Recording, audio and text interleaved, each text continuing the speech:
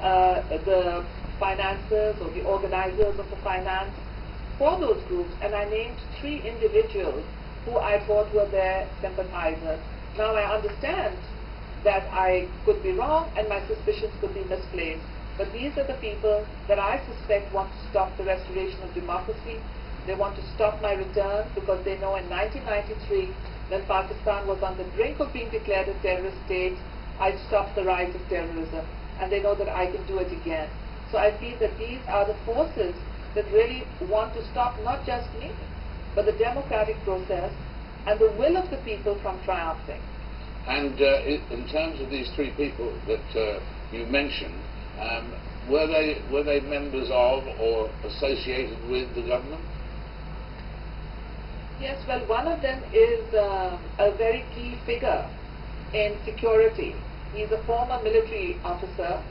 He is someone that has had dealings with Jaish-e-Mohammed, one of the banned groups of Maulana Azhar, who was in an Indian jail for decapitating 3 British tourists and 3 American tourists.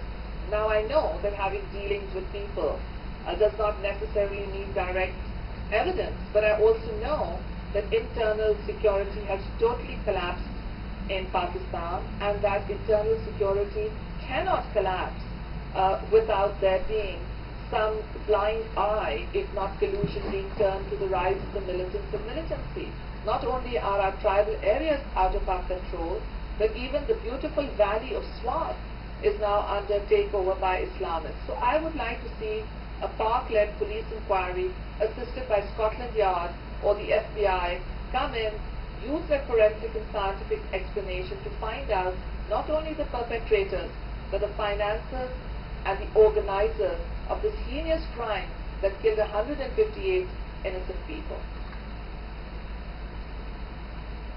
In an Indian jail for decapitating 3 British tourists and 3 American tourists.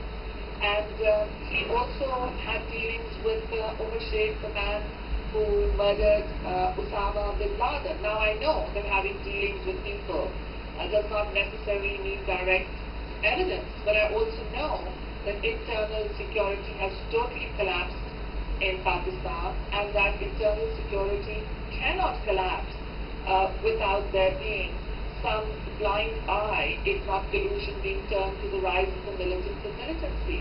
Not only are our tribal areas out of our control, but even the beautiful valley of Swat is now under takeover by Islamists. So I would like to see a Pak-led police inquiry